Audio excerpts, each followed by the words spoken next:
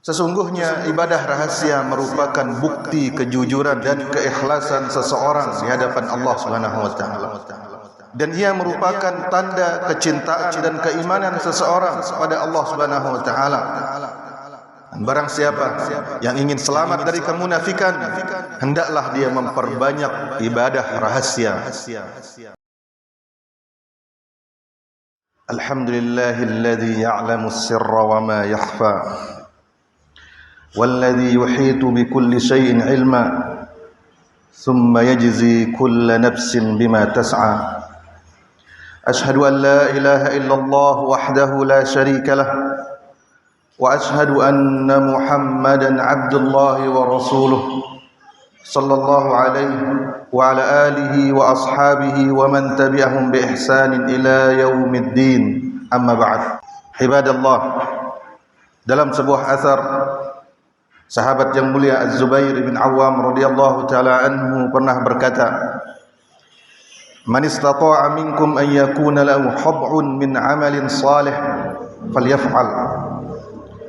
Barang siapa di antara kalian yang mampu untuk mengusahakan amalan tersembunyi, maka hendaklah dia lakukan. Ibadallah, sesungguhnya ibadah rahasia merupakan bukti kejujuran dan keikhlasan seseorang di hadapan Allah Subhanahu wa taala. Dan ia merupakan tanda kecintaan dan keimanan seseorang pada Allah Subhanahu wa taala. Dan ibadah rahasia tidak akan pernah mampu dilakukan oleh seorang munafik, dan akan selalu berat dilakukan oleh seseorang yang selalu berdusta, dan tidak akan pernah dikenali oleh orang yang senang mengada-ngada dan mengaku-ngaku. Al-Hasan Al-Basri rahimahullahu ta'ala pernah berkata, "Walaqad adrakna aqwaman ma 'alal ardi min 'amalin yaqdiruna an ya'maluhu fi sirri fayakunu 'alaniyatan abadan." Al-Hasan Al-Basri rahimahullahu ta'ala berkata, sungguh kami telah bertemu dengan generasi, yaitu para sahabat radhiyallahu ta'ala anhum ajmain. Kami telah bertemu dengan generasi, tidaklah mereka mendapati sebuah amal saleh yang mereka mampu untuk melakukannya secara rahasia, lalu mereka lakukan dengan terang-terangan. Itu tidak pernah terjadi. Setiap amal saleh yang mereka mampu sembunyikan, tidak akan pernah mereka tampakkan. Radhiyallahu ta'ala anhum ajmain. Barang siapa yang ingin selamat dari kemunafikan, hendaklah dia memperbanyak ibadah rahasia. Hudzaifah bin Yaman radhiyallahu ta'ala anhu yang memegang nama-nama orang munafik pernah didatangi oleh seseorang dan ditanya, "Apakah saya ini termasuk orang munafik wahai Hudzaifah? Adakah engkau tahu saya ini orang munafik?" Hudzaifah pun bertanya kepadanya, "Atusalli idza khalauta wa tastaghfir idza adnabta?" Apakah engkau ini kalau sendirian ada yang melakukan salat? Ketika engkau melakukan dosa, engkau istighfar? Adakah engkau seperti itu? Orang ini menjawab, "Na'am, iya." Maka Hudzaifah berkata, "Idhab fama ja'alakallah munafiqan." Kalau gitu tenanglah.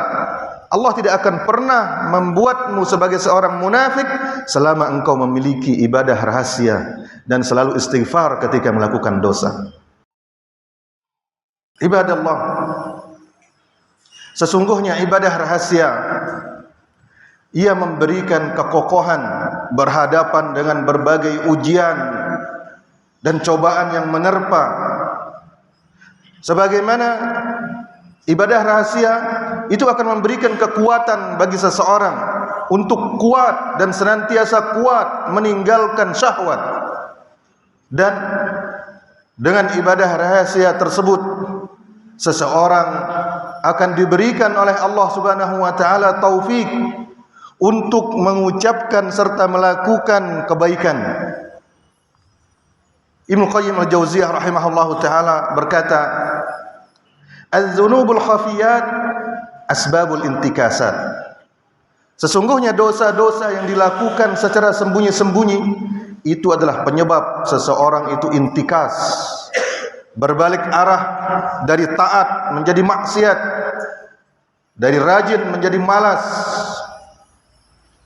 Wa ibadatul khafa aslus sabat.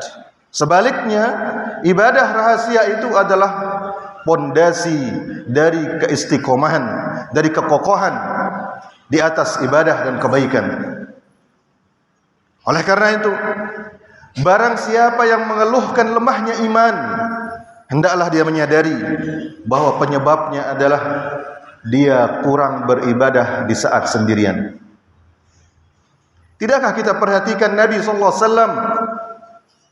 bahwa beliau memiliki waktu untuk salat tahajud, dan tidak usah bertanya bagaimana panjangnya dan bagusnya salat beliau SAW. Dan seandainya bukan karena waktu untuk melakukan salat malam itu sendirian, niscaya beliau tidak akan mampu untuk mengemban amanah yang besar ini, yaitu mengemban amanah risalah, menyampaikan Islam.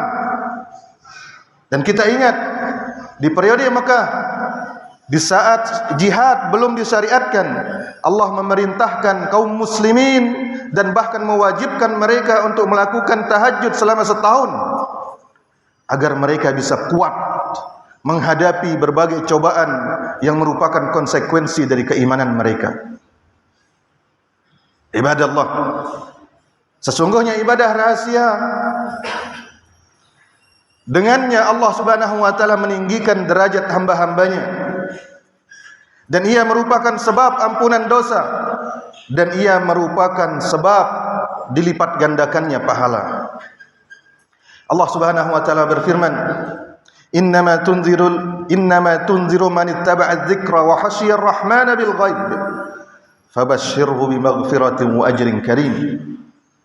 Sesungguhnya wahai Muhammad, engkau hanya akan bisa memberikan peringatan bagi orang yang mengikuti peringatan tersebut dan dia takut kepada Allah meskipun dia tidak melihat Allah, karena Allah senantiasa melihatnya.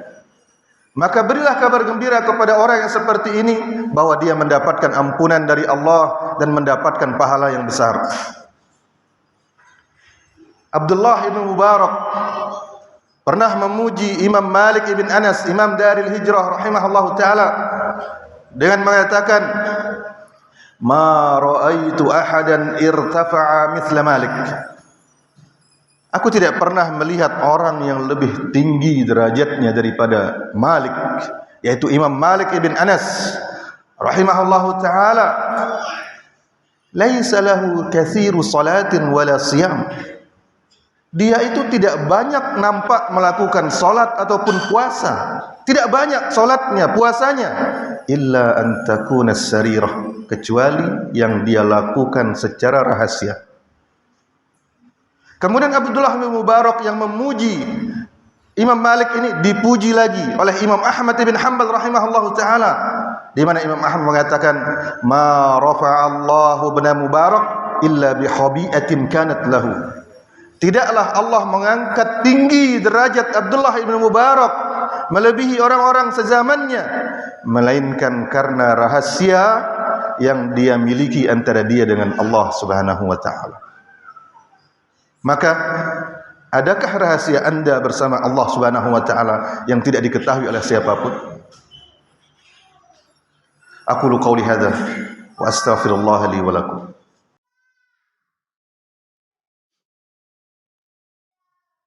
Alhamdulillahi rabbil alamin, wassalatu wassalamu ala ashrafil anbiya'i wal mursalin, wa ashhadu an la ilaha illallah wahdahu la syarika lah, wa ashhadu anna Muhammadan abdullahi wa rasuluh.